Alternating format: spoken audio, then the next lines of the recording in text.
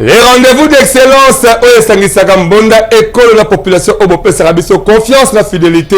parce que tout ça radio surtout de manière que bozaba information la tango mo sengeli botala yango e bandi mbote Congo Kinshasa mbote Congo Brazzaville la bande ko diaspora partout bisika bozali la confiance pe fidélité au Bopé Sakabiso. Avant de former la édition de la mission à Mokalelo, Bozodan Bassomer Boyeba, qui est le premier ministre Jean-Michel Samaloukonde a été déposé démission et pas à Mwalamboka. Félix Tshisekedi Tshilombo Azali président de la République démocratique du Congo Pebo reçu élément au Mwalamboka. Augustin Kabouya Azali informaté à ce qu'on continue toujours Koyamba Bande Koba regroupement pe parti politique et belé pel sous élément tout ça la gaming Mazouga aluminium Mathieu Bakate et ça les Bakandengeni donc Ezali bongo découverte. Merci pour les Ezali point essentiel autre bon c'est bien la édition Mokalo mais tous un élément autre c'est bien Basseme Boyeba Yike moi Moka le premier ministre Jean-Michel Samaloukonde a été déposé lettre de démission depuis Mokola mardi le 20 février 2024 et pas le chef de l'État Félix Tshisekedi Tshilombo et le Kalaki Ndengenini. Moi na Congo Boyeba ke Ezalaki bongo Mokola mardi le 20 janvier Nangonga à 17h20 Kaka ndenge bozo komona la Jeep Oyo Moindo immatriculé AGC 0001 et Koti avec impact de idéologie dans la cité de l'Union africaine. La carte ya Jeep wana ezalaki nde mwana mboka le premier ministre Jean-Michel Samaloukonde Oyo ayaki epai ya mokonzi ya mboka ayambamaki nanu na protocole avant que atambola depa de papo akutana na le chef de l'État Félix Tshisekedi Tshilombo Oyo ayambaki yepe kitoko boyebake mwana mboka Jean-Michel Samaloukonde le premier ministre pe député national ya Kasenga ya Okatanga azalaki obligé ya kosala choix ndenge bureau provisoire ya Assemblée nationale bapesaki ultimatum ya 8 jours po na ba membre ya gouvernement Oyo baza eli lokola ba député tellement que alingi azala en ordre malgré Aouti ko diriger gouvernement pendant 3 ans na 5 jours pe na 125 conseil des ministres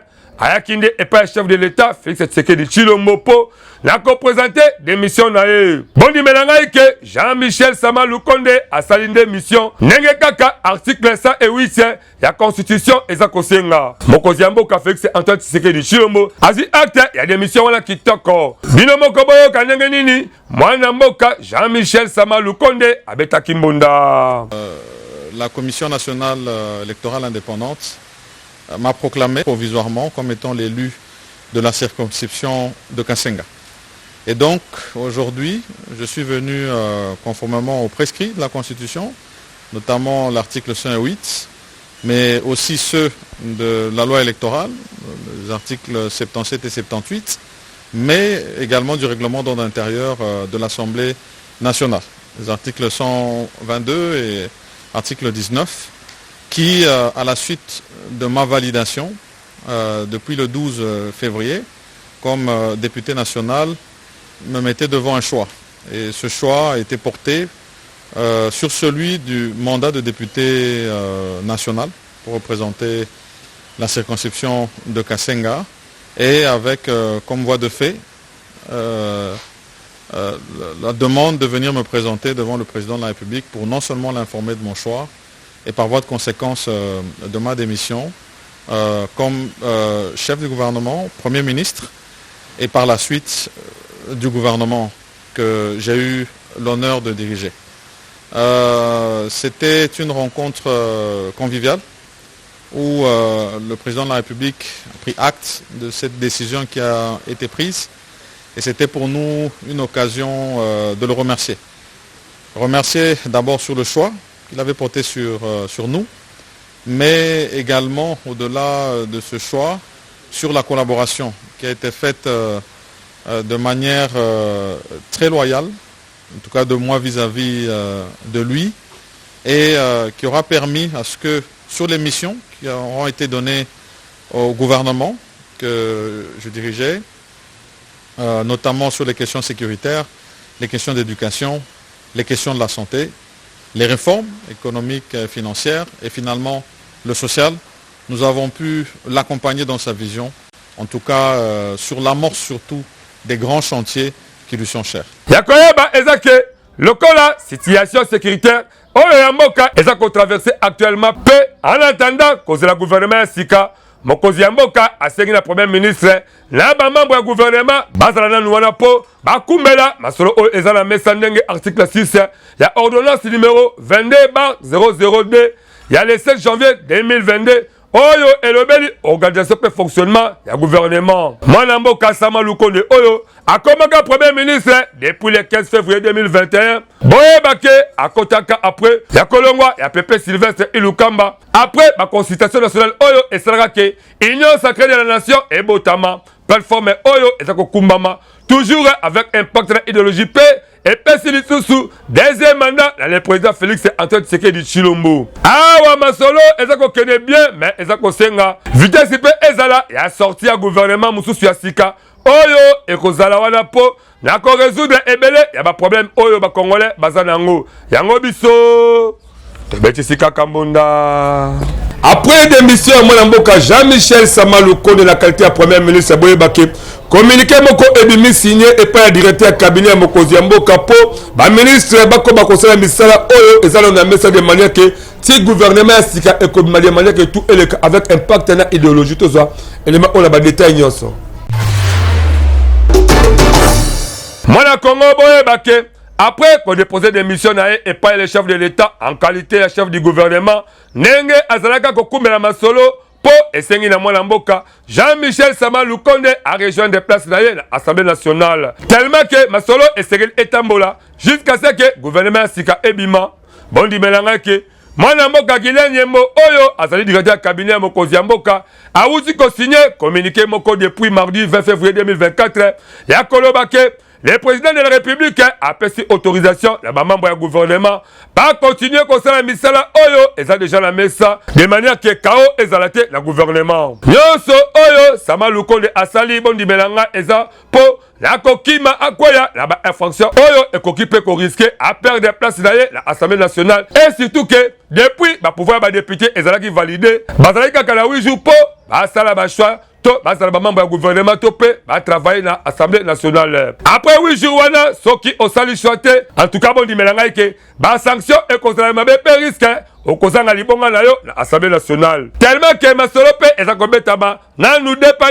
et pas ya mwana mboka Augustin Kabuya oyo aza informateur mokozi ya mboka asengna ba membre ya gouvernement bakumela na masolo oyo eza na mesati gouvernement sika ekobima et surtout pe côté la situation oyo mboka ezako traverser actuellement nyonso wana eza na article 6 ya ordonnance numéro 22/002 ya le 16 janvier 2022 oyo elobeli organisation pe fonctionnement du gouvernement modalité pratique ya collaboration entre président de la République na gouvernement pe na ba membre ya gouvernement. La cas de rappel est Sengeli Boyebake, le premier ministre Jean-Michel Sama Lukonde a démissionné pour azala na Assemblée nationale lokola ba député nyonso yango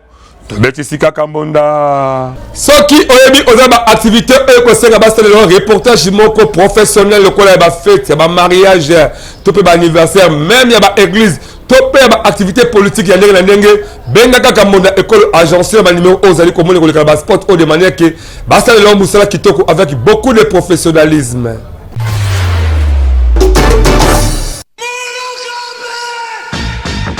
Bana Congo Kinshasa, bana Congo Brazzaville, yo mutu olingaka ba activité na yo eye bana na mokili mobimba. Mbonda ekolo agence epesi bino opportunité ya kosalela bino ba reportage ya kafu kafu. Ezala activité politique, socio-culturelle, économique, religion, sport, conférence. Awa na Mbonda ekolo agence ezosalema avec professionnalisme pe eza na prix moko très abordable. Esuki wana te ende bandeko na ngai keba na bareporter ya muyibi oyo bayaka kozwa ba image pe elekaka nango na televizio te kasi awa na mbonda ekolo agence nyonso ya filmage, modération, réalisation, photoshooting ezosalema avec un partenaire idéologie parce que awa tokanga masolo pe na oyo etali image yebake okozwa yango pe ata na format ya YouTube. Olingi oyeba bisika tozali benga biso na plus 243 89 81 81 097 na bandeli lisusu na plus 243 89 81 81 097 na mbonda ekolo agence nyonso ya reportage ezosalema kitoko avec professionnalisme eyokanio. Modeste Basse Lukwebo azali président du Sénat a outil ko démissionné parce que Apolline Naye a siégé dans l'Assemblée nationale. Tous les éléments. Ndeko ya Congo bondi belanga ke depuis ba député dans l'Assemblée nationale ba outil ko valider ba pouvoir na bango ba démission et ba membre ya gouvernement ezako ko kaka en cascade déjà na gouvernement to yebike bandeko lokola Vital Kamerhe Sama Lukonde na bandeko misusu ba si ba déposer ya bango ba démission monge wana ekeipe déjà na Sénat o ekumamaka et pas ya mwana mboka Modeste Basse Lukwebo tellement que ataka président yepe na ngambo na ye aponi déjà nzela ko siéger na Assemblée nationale donc d'office a sali déjà démission et ba fonctionnaire ya kozala en tête ya chambre haute ya parlement ya République démocratique du Congo ya koyeba ezake l'honorable Modeste Basse Lukwebo asi atiki ba fonctionnaire ya président Sénat pour assiéger na Assemblée nationale pe asi akomeli bureau d'AJP na mokonzi ya mboka Félix Tshisekedi Tshilombo awa esali boye tokosenga kaka la ba député en tout cas bozala tout oyo ba responsable po bosala choix malamu oyo eko permettre rajeunissement ya classe politique ekota surtout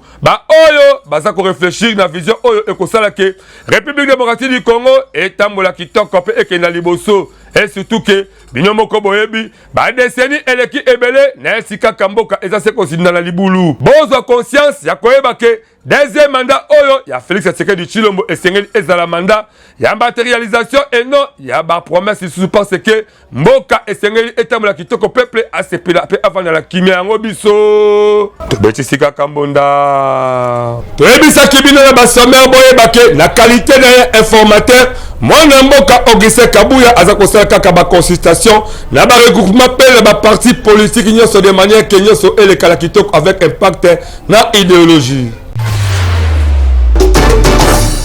Ndeko ya Congo boyeba ke mwana mboka Augustin Kabuya aza ko continuer kaka na musala oyo le chef de l'État Félix Tshisekedi Tshilombo apesiye ya kozala informateur bondi melanga ike aza kobeta dada na masolo oyo etali consultation na ba regroupement pe ba parti politique nyonso oyo VPM intérieur mwana mboka Peter Kazadi apesaki ye auti koyamba regroupement politique coalition des démocrates ya mwana mboka Jean-Lucien Boussa oyo badimi kozala na volonté ya ko accompagner le chef de l'État Félix Tshisekedi Tshilombo pour la réussite ya deuxième mandat na ye mwana mboka Jean-Lucien Boussa a signé acte d'engagement avant apesa ba courage na ba merci a mingi na musala kitoko oyo l'informateur Augustin Kabuya aza kosala bino moko boyo kandenge nini abetsaki mbonda. C'est un travail qui est bien maîtrisé par l'informateur lui-même et son équipe qui se réfère à la Constitution de la République. Et je suis convaincu que ça va aller très vite. Avec tous mes collègues, nous venons de remplir donc ces devoirs, de pouvoir nous identifier comme tels et d'œuvrer pendant les 5 années à venir dans ces cadres-là. Délégation Moussou Soupé et Akiwana, Ezalaki Bongo, AAINC, na avec 2018 oyo, et Kumbamaki, na autorité Moranango, Mwanamboka, Vital Kamerhe Bangope, Bazalaki reçu et pas informateur, Kaka Mukolo Mokope, les pacificateurs, Asiyaki acte d'engagement, Yakozala na Mwanamboka, Félix Tshisekedi Tshilombo, et surtout Basilisa, Babuzoba Oyo, Ezako Salema, la partie Est Yamboka Oyo, Rwanda na ba M23 baza kosala ala mabele ya République démocratique du Congo. Boyo kandenge nini abetaki pe mbonda. Sont venus répondre à la question de l'informateur de savoir si nous réitérons notre engagement d'être dans la majorité présidentielle et d'accompagner le président de la République dans l'accomplissement de son programme pour le social des Congolais et pour le développement du Congo.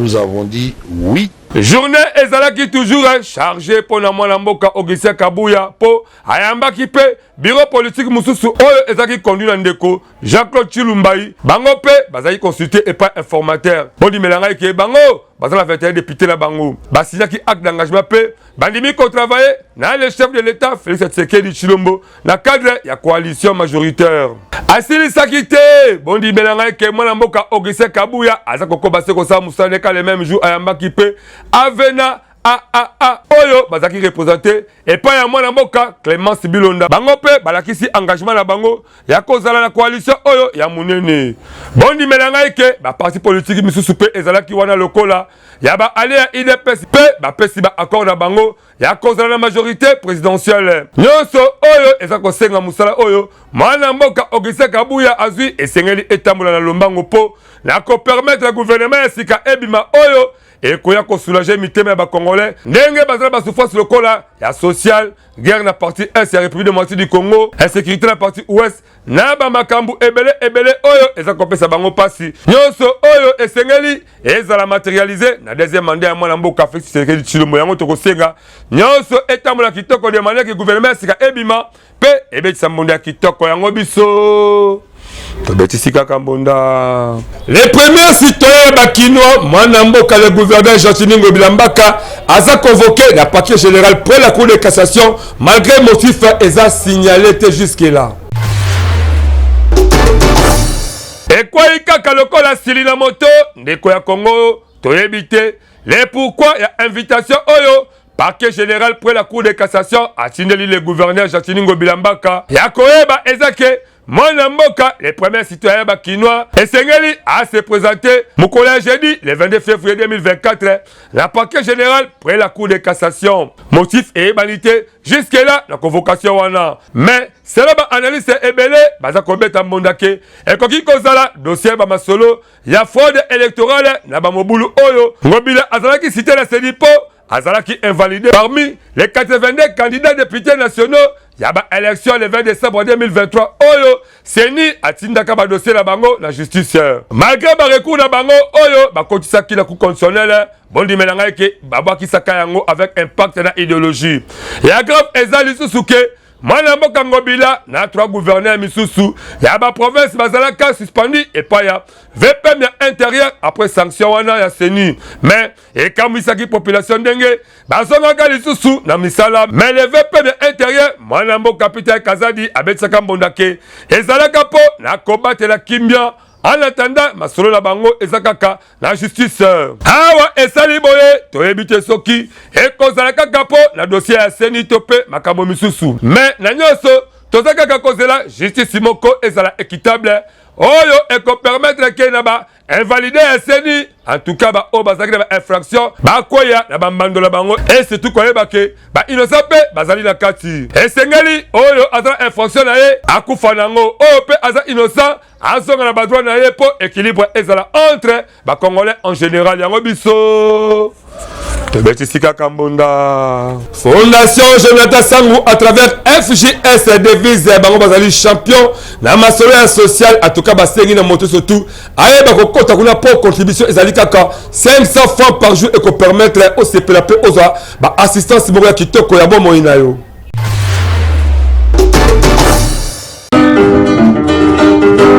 Ndeko ya Congo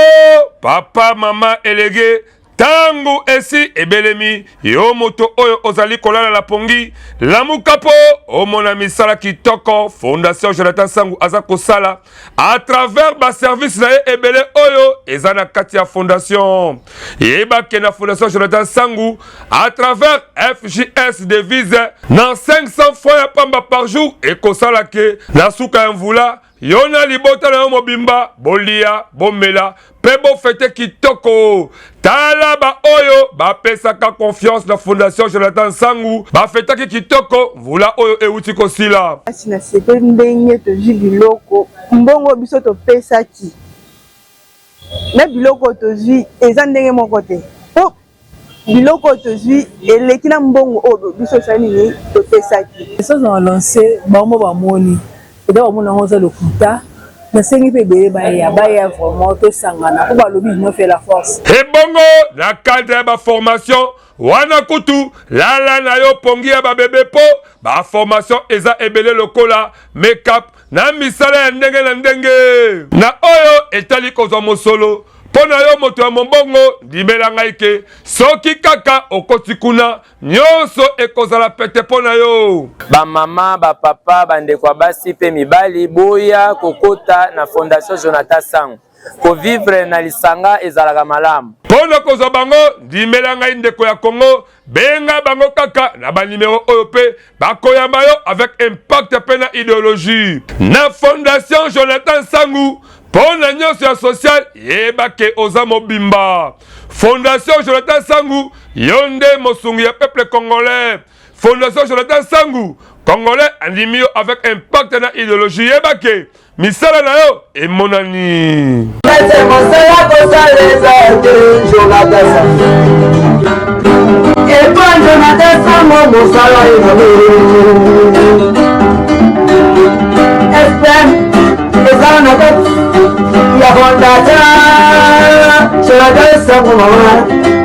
Bientôt, élection législative et Kosalema, na ba territoire lokola Masimanimba la province ya Kwilupe, na ya Koma la province ya Nord Ubangipo, population ya Kuna, basa la pe choix ya ba ko représenter bango na Assemblée nationale.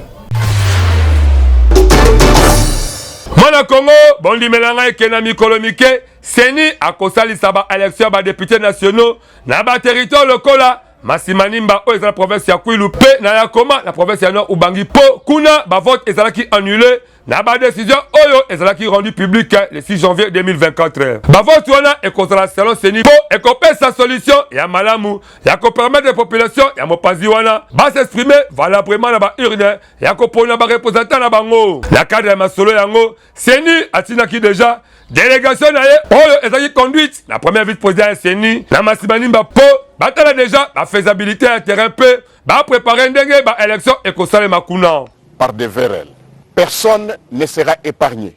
Nous allons vraiment assainir l'environnement électoral de Masimanimba pour que les élections qui vont suivre soient des élections qui soient fiables, qui vont faire en sorte que nous ayons des vrais élus à Masimanimba et ça sera la joie de tous. Et suka kiwanate, bondi melanga eke, rapporté adjoint SNI, yepe akitaki na avion ona ya Koma, kaka ndenge boza komona ba image kuna na Ubangi. Azalaki na ba membre ya SNI, yepe na ngambo na ye, abetsaki mbonda. Mais l'objectif c'est de préparer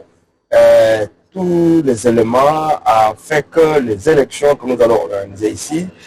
puissent être dénuées de tout cas de violence et que les élections s'organisent dans les conditions de paix et dans la transparence.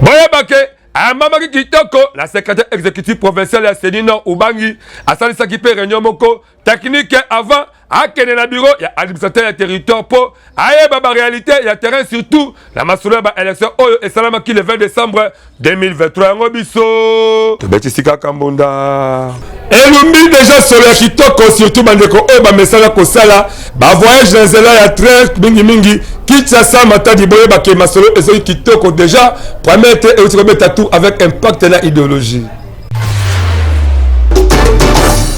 Ndeko ya Congo botu na ngai nini eza déjà kopesa esengo na bandeko oyo ba mesala kosala ba voyage ya Matadi na nzela ya train boye ba ke masolo yango eza kozonga avec impact na idéologie botala bino moko ndenge baza kopesa machiniste document oyo babengaka ordre de pénétration la chef ya département ya chemin de fer po eza instruction ya déjà onatra boye ba ke train numéro 1433 ebesi lo Seba et le gare central ya Kinshasa destination ville ya Matadi na Congo central. Nyonso oyo ezali synonyme ya kolakisa ke masolo ya voyage na nzela ya train ezongi kitoko mais ezalanu nzela oyo bake koyeba pe korasire ndenge ekozala po nyonso eleki après ba travaux ya makasi oyo bauti kosala na bisika ebele oyo ebebaki pe ekataka trafic na nzela wana depuis février 2023 donc esali presque vula mobimba. Là ne puisse pas arrêter demain ou le lendemain. des conducteurs, la direction générale a dit tous les communs accords. Train oyo liboso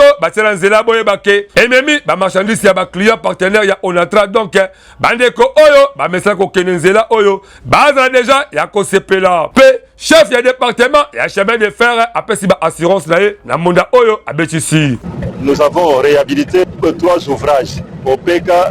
335, 332 et 331. Nous avons également réparé 2 ouvrages au PK 325 et au PK 320 et ensuite au PK 338. Aujourd'hui, c'est un grand jour pour les chemins de fer parce que nous allons encore renouer avec nos clients. Nous lançons ce train expérimental qui part de Kinshasa jusqu'à Matadi. Et alors, la direction générale et le conseil d'administration, avec l'appui du ministère des Transports et Voies de Communication, vont devoir lancer de manière officielle. Parce qu'à ce stade, nous ne sommes que des techniciens. Nous voulons montrer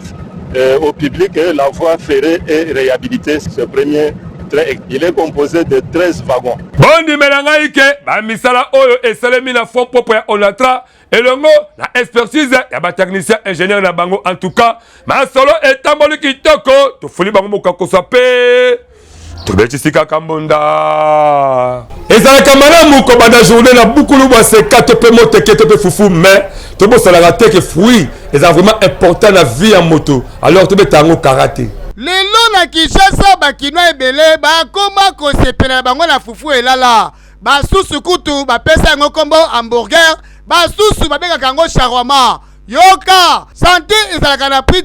na saison nyonso esengeli ba fruit soki ebimi olia yango. Pour fruit vraiment epesaka nzoto makasi ebakisaka pe énergie mais lelo bakinois babunga na bango rumba alia na ebule ya fufu te kesomba manga alia saison ya manga yango mais batu ebele bozali komona ba profitaka na bango nango te tala oyo kutu azolia na elipa o mususu azomela na enchi kitoko te mabe makasi ba importance ya fruit te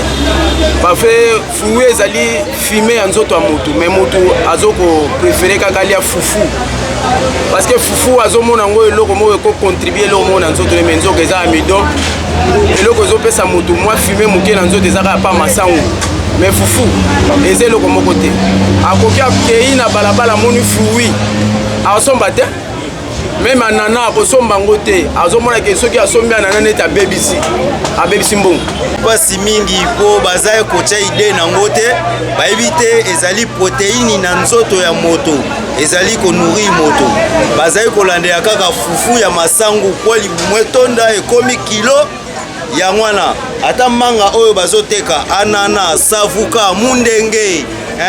Toko singa na bakinois boy bakozwa conscience professionnelle et kozala kitoko makasi pour la santé n'a pas de prix. Caricature ya mopalelo le VG6 Mbakoko tiri elongona écrit dans ma tête nini bo proposer les biso. Likambo oyo etali insécurité kaka ndenge mbonda ekolo elobaka yango pe idéologie oyo koko tiri J6 abete biso mokwalelo bino moko bomona surtout ba mibi o ba mesala ko yiba ba mama ba sakri ba kabelo to pe biloko na ndenge na nzoto yoka ndenge esukela ka bango mabe moyibi mama saki na ngai ekei boya mbangu moyibi oyo ayibi mama saki ko kima akuta lipela bayaya bazaki na kwa yoka bela bayaya kutu ndenge nini ba décider pona ye kuluna yo moyibi toko kutumba yo okokufa lelo zela biso wana dotumba libela bayaya pe ba décider ba kutumba ye po aza kuluna a moyibi akufa lelo suka 1 litre essence pesanga te yango na pe na limeti ba tumbi moyibi mais esali pasi makasi na décision bayaya bazwaki po bakokaki jamais kosala loi bango mo parce que tokosenga na biso mbona ekolo soki bokangi moyibi bokangi kuluna botumba ye te mais esengeli komema ye depa na la police la plus proche po bango nde bakoyeba kojuge pe komema ye na acquis de droit yabo esali pasi yango yo ndeko mobali tika via kimoyibi tika via kuluna tandenge suki nde maboka bayaya esuki mabe makasi awa penza biso tobetisika mbunda tala ndenge tokomi na suka édition mokolelo mais tokosilisa yango boye te sa pour autant toyebisa bino ndenge nini basomere na biso ezalaki boyebake touta kolakisa bino ndenge nini le premier ministre Jean-Michel Sama Lukonde auta kodéposer lettre de mission na et chef de l'état Félix Tshisekedi Tshilombo pe bomonaki lisu ndenge nini les formateurs mwana mboka Augustin Kabuya aza kokomba kosala musala kitoko ya korecevoir to pe koconsulter ba regroupement to pe na ba parti politique ebele pe bolandaki découverte ndenge nini nzungu ya aluminium esalemaka. Merci parce que Bozaki Ebele Uto et Bandelekino Suka édition Mokalelo Naboye Bakesima caméra réalisation na montage Ezaki Bissara qui toko ya mona mboka écrit d'un matetanga à l'aide de la présentation mais malam ezalike bon continuez toujours à s'abonner Ebele la chaîne YouTube la biso monda école officielle P bon la biso ba sport publicité na bino ba biloko na moté qui sera ba mai topé ba biloko ya ndenge na ndenge to la société à communication to la brassicole en tout cas tous ali permanent la conseil la visibilité la même la prime moko ya muke abordable que permettre que mon bon la bio peut être le viri ya malam donc et mata bon peut ça confiance ça musa toujours pour la consala que biso la bino tota musa mandenge moka ndenge nini mai na mafuta e balanaka la linga bino ya to en tout cas ce collé sur somité to kuta la prochainement bye pembote la base tout va besa ko la surtout bing mingi la bande ko ba diaspora pe la bande ko bazali partout na mokili en tout cas Zambe asa ça biso ko ba bomoko bye